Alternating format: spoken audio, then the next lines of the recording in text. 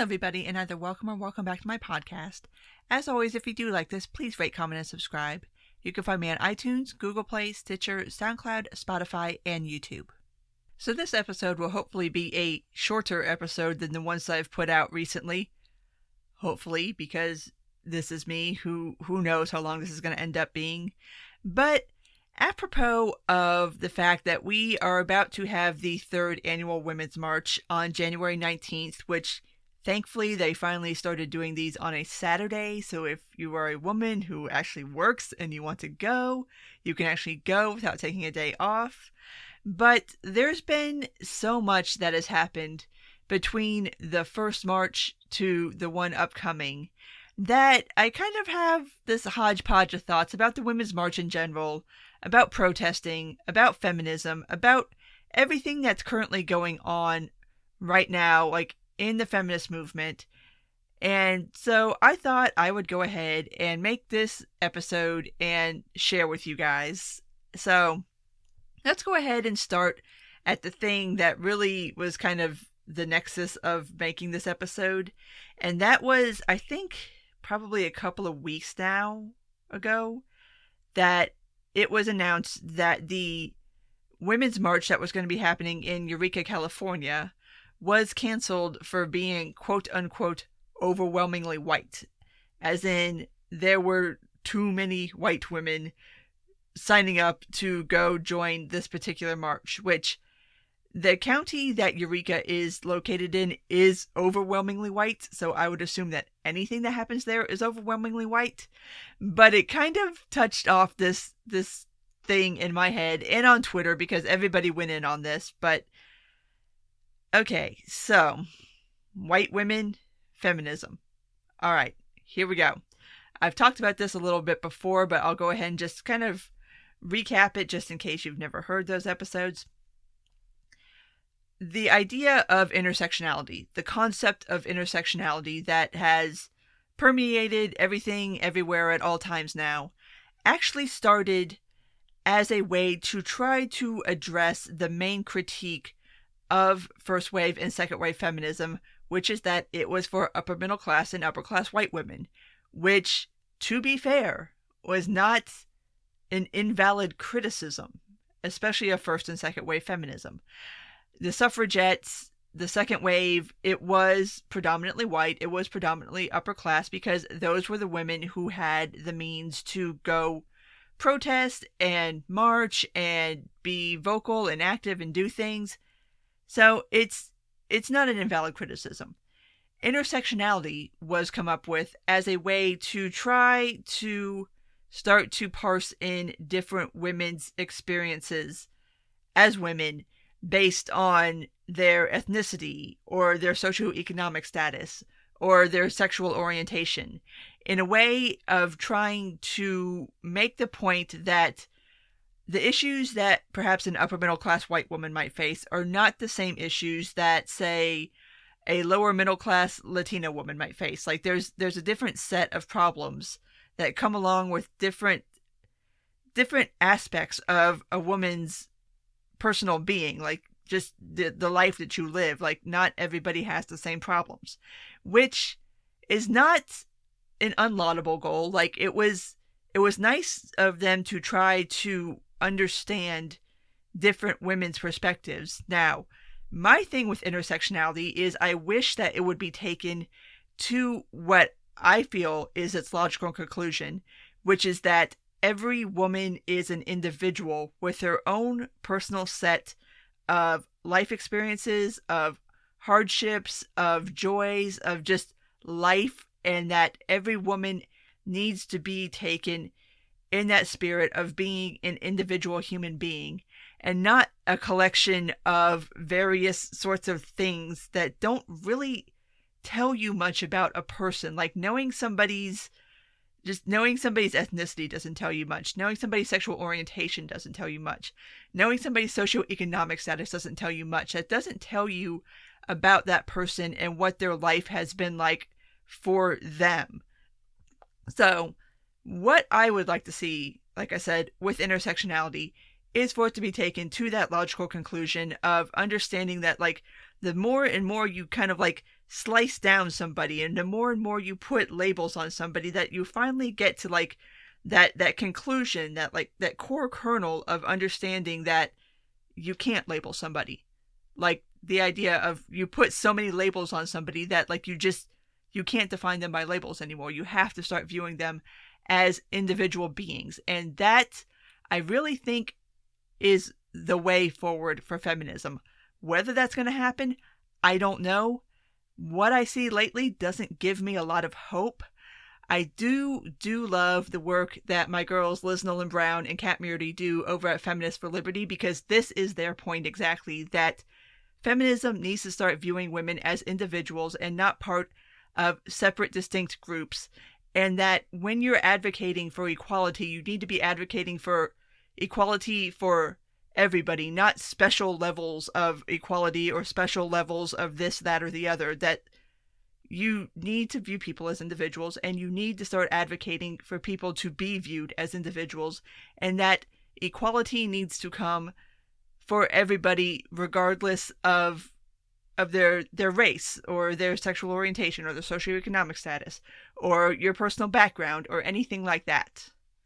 But to bring this back around to the topic of the Women's March, the idea that this particular march was canceled for being too white or overwhelmingly white, or however you want to put it, is problematic in its own way because, and I have discussed this a couple different times on the show, this is something that a lot of people, especially over the past, I'd say 6-ish months or so, maybe not even that long, lots of think pieces have been written about how white women need to step up and be better allies to women of color, to disadvantaged women, to any other women that aren't cis white women. Like, we've discussed this already.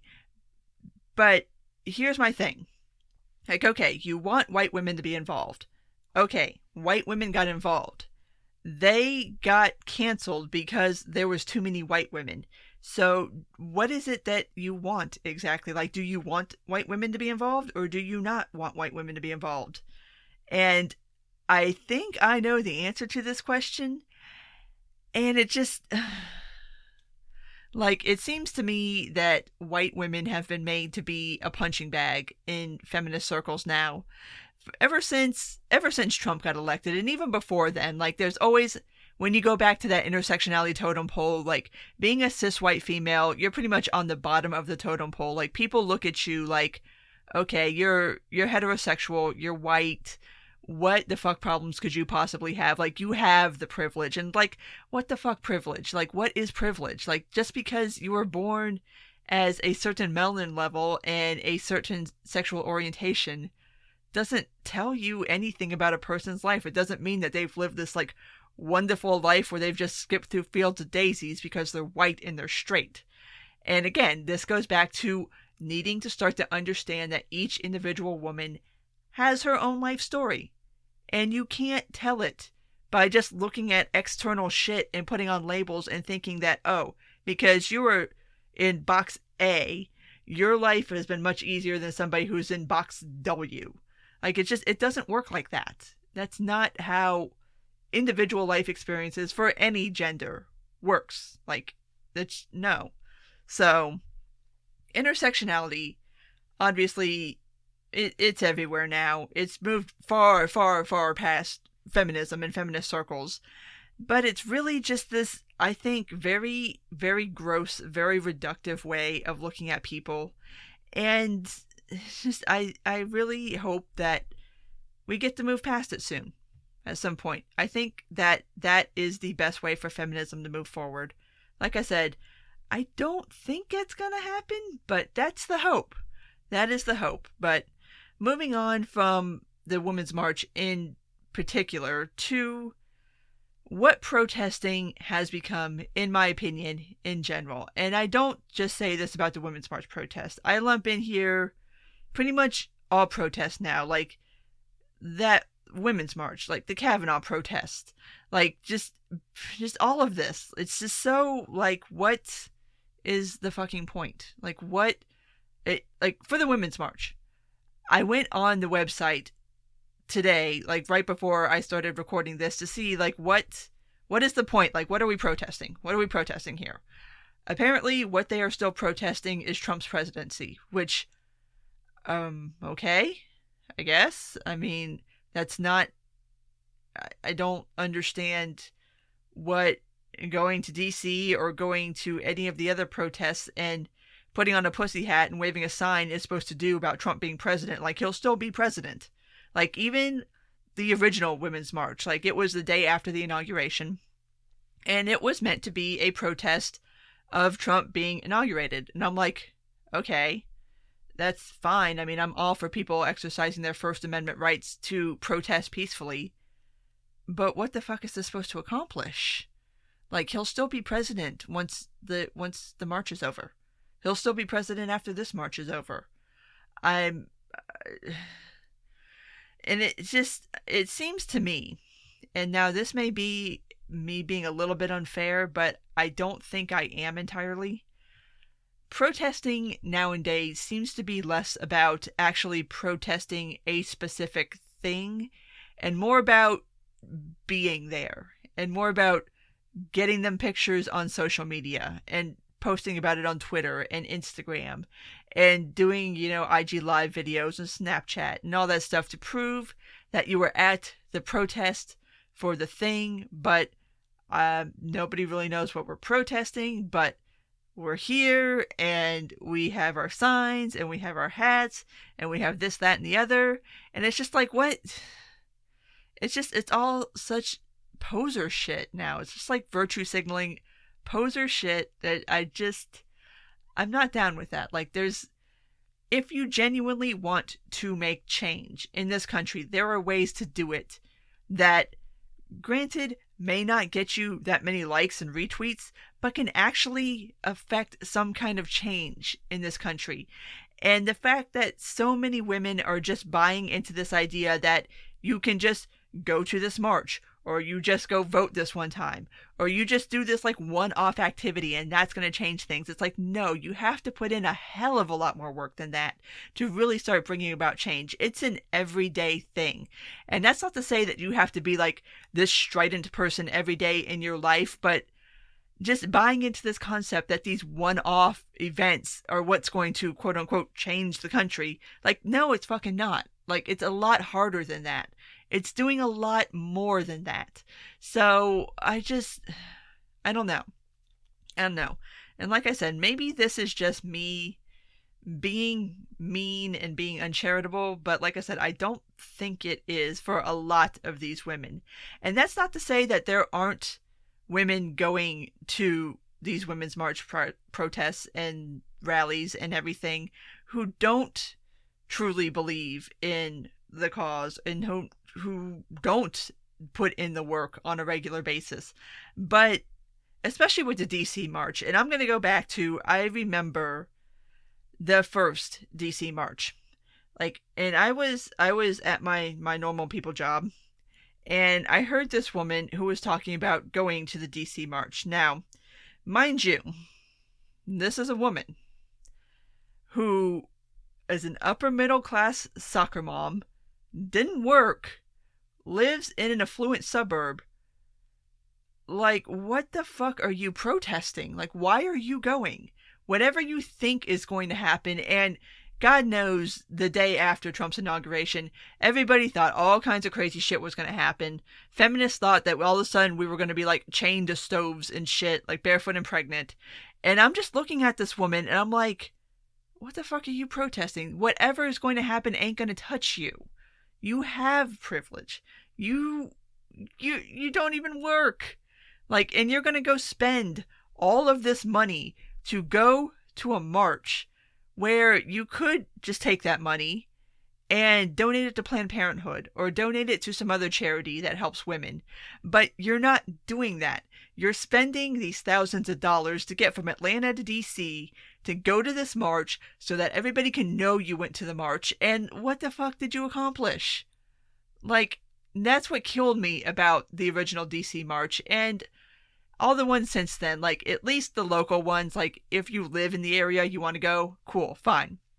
But if you are spending money to travel to DC, to go to this march, to protest what the fuck ever it is that you are personally protesting, that is money that you could take and donate to a cause that can actually affect some kind of change other than you just taking a trip to DC so that you can post that you were at the Women's March and you can put it on Instagram and you can put it on social media and everybody can know you were there. That's not helping anything.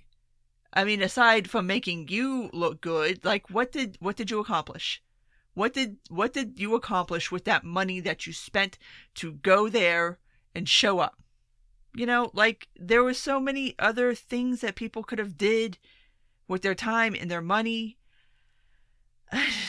Like I'm not going to say I'm anti-protesting, because there are times, like if there is something that there's like a protest for a specific thing, like you're protesting like an oil pipeline, or you're protesting clubbing baby seals, or you're protesting something specific. Like, okay, I can get down with that, but just showing up somewhere to be like, I am protesting. Like, okay, well, you're just kind of there. Like, what are you really accomplishing? And it's also still buying into that notion that feminism is for a certain type of woman, mainly the type of woman who has the kind of time and money to just spontaneously go to DC. And that's kind of the original Women's March was done very, very quickly.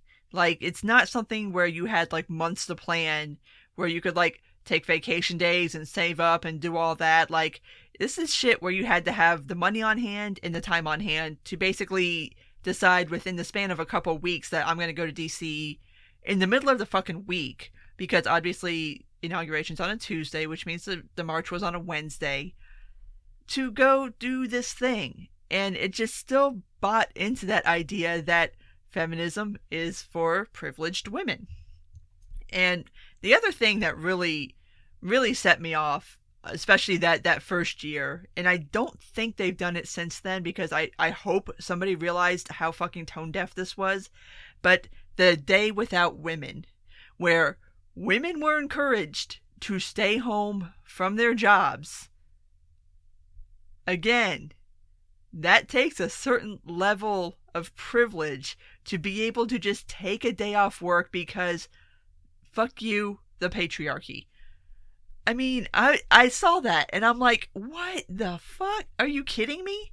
Like, right, like working class women just have like time to just take a day off and to just forego a day's wages and explain to their employer that I'm just taking a day off because I want to take a day off. Like they don't have to worry about losing their jobs and shit. And I'm just like, this is the dumbest thing I've ever heard in my entire life. Not to mention the fact that if you really want to make the point that women are equal, removing yourself from the workplace and from society for a day is not the way to make that fucking point.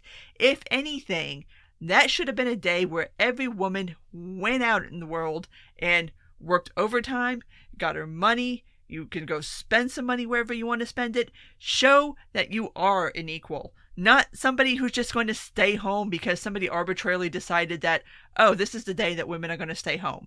Like, that just... there's so much about feminism that just makes my head hurt. And like I said, I don't think they've done it since that first year. Hopefully somebody figured out that was really, really stupid. But moving on to more current things that have happened, and I can't believe that I didn't make this thread. Yesterday, I think he started the thread yesterday and it carried over to today. But Jesse Singal made this fire-ass Twitter thread about feel-bad liberalism. And one of the points that he makes in the thread, and this again goes back, I tweeted this out and I'm like, holy shit, how did I not fucking see this? So much of this new kind of, as he terms it, feel-bad liberalism, which is basically what, like, it's intersectionality, it's critical theory, it's this idea that no matter what, like, you're never good enough. Like, there's always something wrong with you. And it's pitched towards women predominantly because women are bigger marks when it comes to this. And I was just like, shit. He's totally fucking right. Like, this whole idea is pitched towards women because these kinds of ideas are always pitched towards women, that you're not good enough, that you need this, you need to go buy this, you need to read that, you need to go here, you need to do something with yourself to make yourself better, to be more accepted. And I was just like, God damn, dude, like, I can't even argue with that. Like, it's wild. Like, why did I not see that? And that's exactly what this is. Like, the Women's March, and again, I know I've talked about this before, but if you have not read the tablet piece that actually Jacob Singal and Leah McSweeney did about the Women's March, going all the way back to the beginning, go read that piece seriously. But there's a part in that piece where they talk about how Women's March Inc. has been capitalized. Like, they sell merch. Like, they sell merch to women. They sell, like, it's a marketing tool now. It's a way to sell shit. And it's just like,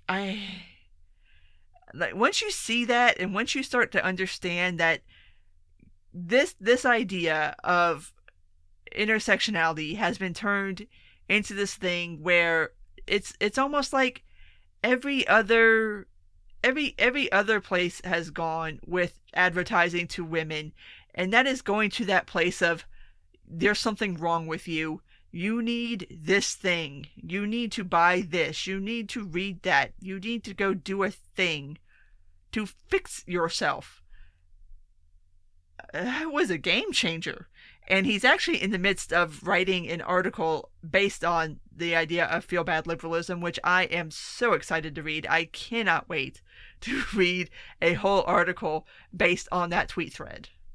But moving on from that, but still staying with the Leah McSweeney theme, I want to touch on something that is kind of a controversy that has gone wider than I thought it would. And this is something that's so kind of weird for me to talk about, because if you guys, I don't know if I've ever talked about it on the podcast. I know I've tweeted about it, but Leah and my friend Nancy Rommelman, and she is my friend, so that's why this is so weird to me.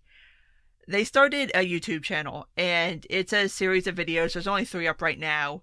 It's called #MeNeither, and it's discussing the Me Too movement and various things within it, and just kind of having a more honest discussion about where that movement is, where it's going, where it's been. But this controversy kind of came about because Nancy's husband owns a chain of coffee shops in Portland. Yeah, this is about to get ridiculous. I apologize, but this controversy is actually kind of like Yahoo News has even picked this up. It's wild to me to watch this. But so her husband owns a chain of coffee shops in Portland, and Nancy isn't officially affiliated with the coffee shops. Like, she doesn't have a job there. She's not part owner. She's not anything to that other than the owner's wife. Anyway, a former employee found the Me Neither channel and decided to take it upon herself to start some, I don't know which, like a petition, I guess would be the right word, of former and current employees saying that, oh, we're not comfortable with this, we don't think Nancy should be doing this, blah, blah, blah, blah, blah. Basically, like, you know, your normal dumbass SJW shit. Basically trying to drag Nancy and trying to drag her husband and drag their business for Nancy making her opinions known on YouTube about the Me Too movement. And mind you, this is not something that she's doing in conjunction with her husband's business. Like, this is solely her platform. Like, it's her and Leah's platform. It's got nothing to do with him. It's got nothing to do with the business. But a disgruntled, and I'll say it, disgruntled former employee decided to take it upon herself to try to make this into some big fucking deal. And of course, Of course, like every SJW does, they always want to hide behind the thing of, oh, I'm not trying to make trouble and I don't want a confrontation, but here's this me starting shit and making trouble and making it be a confrontation.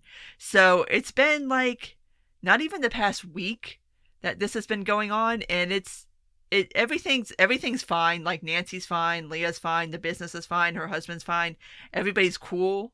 But it's just an example of this idea of feminism not allowing for other strains of thought. Like, if you don't toe the line on a certain topic, they try to cancel you. It's cancel culture. It's call out culture. And and like I said, it's everything's okay as far as Nancy's concerned. Like, the business is fine. The response has actually been overwhelmingly positive for Nancy and Leah. Like, even I retweeted it. Like I said, Yahoo News picked this up, and the article on Yahoo News has like 2,500 comments and counting, and they're all positive about Nancy and Leah and just bashing this woman for basically trying to start shit. Like who the fuck are you? Like, what? You thought you could take it upon yourself to try to drag somebody and their business into the ground because they said something you didn't like on YouTube? Like, grow the fuck up. What the fuck is wrong with you? Like, I see shit on YouTube I don't like all the time. I just keep it moving. It doesn't occur to me to try to, like, go ruin somebody's life. But that's where that whole culture is at right now. And yes, it is SJW culture, but feminism is SJW culture now, where you punish other women for wrong think. And that's what kills me. Like, this is one woman trying to do this to another woman. Like, you don't... Like, I'm not saying every woman has to stand for every other woman. You can dislike women, and you can have your own very valid reasons for doing so. Lord knows I have done plenty of episodes just, like, discussing this topic and just completely eviscerating things that have been written by other women. But just this whole idea that you go and try to do this to somebody, like, it makes no fucking sense to me. Like, why would you even do that? I mean, just keep it moving. Like, who cares? Who fucking cares? You don't have to agree with everybody. But that whole situation, I guess, is still kind of evolving, I suppose. Although I think it's kind of settled down a little bit, hopefully, for Nancy and for Leah. But it's weird to watch something like that happen to somebody that you personally know. Like, it's one thing to watch it happen to, like, a celebrity or... like a Twitter personality or somebody who you don't personally know. But when it's somebody you personally know, it takes on a little bit of a different dimension, and you feel a little differently about it. And not that I ever supported trying to drag people or trying to cancel people or call them out or get them fired or dox them or anything like that, but it changes the way you feel about it a little bit when it's somebody you know. Like, I don't know. It's weird. Like, I didn't ever think that I would ever be in the position of watching this happen to a friend. But now that I have, it's like, wow. All right. But going ahead, one more thing I wanted to touch on this before I wrap up this episode. Going back to the Women's March, because this is something that just came down, like, I think a couple days ago. And that is that the Southern Poverty Law Center is not going to be affiliated with the DC Women's March this year. Which is kind of a big deal. Southern Poverty Law Center is trash. Kind of a trash organization. But I think that actually says something that, like, the Southern Poverty Law Center does not want to be affiliated with this anymore. And they specifically cited the leaders of the Women's March not condemning Farrakhan's statements about Jewish people. Like, they specifically cited that, but then they also did some kind of like bullshit excuse about, oh, we had other things to do, so we didn't support it. Anyway, yeah, you didn't support it. You put this out there that it's because of Farrakhan. And like I said, going back to that tablet piece that Leah and Jacob wrote, there is kind of a problem going on within the leadership of the Women's March, and something that I'm starting to see a bit more on the left in general, and that is anti-Semitism. Like, I was blown away by some of the shit that was in that tablet piece that anybody in this day and age would say to a Jewish person, as far as like, there's this idea on the left, especially in certain sections of the left, that the Jews are the oppressors, and therefore it's okay to say and do certain things to Jewish people. And some people try to hide this behind being pro-Palestine. Now, you can be pro-Palestine and not be anti-Semitic. It's totally possible. You can do that. So don't try to hide like anti-Semitism behind like, oh, I'm just being pro-Palestine. No. You don't get a pass. And that's kind of the thing that the Women's March organizers tried to do. And yeah, like, no, that needs to be called out. Like, like I said, there's this weird strain of anti-Semitism going around, and it's not making me very comfortable. And I'm not even Jewish, but some of this shit is just like, I don't know, guys. Like, this is not giving me the warm fuzzies, and it's kind of, especially when it's coming from people on the left, because these will be the first people to try to like smear the alt-right, and not necessarily saying that it is a smear, but by saying that they're anti-Semitic. It's like, yeah, well, y'all being anti-Semitic too, so maybe try to clean up your own house before you start to look at somebody else. But yeah, it's this weird thing, and I just thought it was really interesting that it was to the point where the Southern Poverty Law Center doesn't want anything to do with Women's March anymore. I'm like, that's really saying something, because I mean, the Southern Poverty Law Center, like, they're not exactly the most fine, upstanding organization anymore. So if they're abandoning ship, yeah, I think this might be the last year of the Women's March, because if you can't even keep them, I don't know what sponsors you are going to be able to keep. But anyway, I'm going to go ahead and wrap this up there. If you did make it this far, thank you as always. And if you do like this, please rate, comment, and subscribe. You can find me on iTunes, Google Play, Stitcher, SoundCloud, Spotify, and YouTube. Take care, and until next time.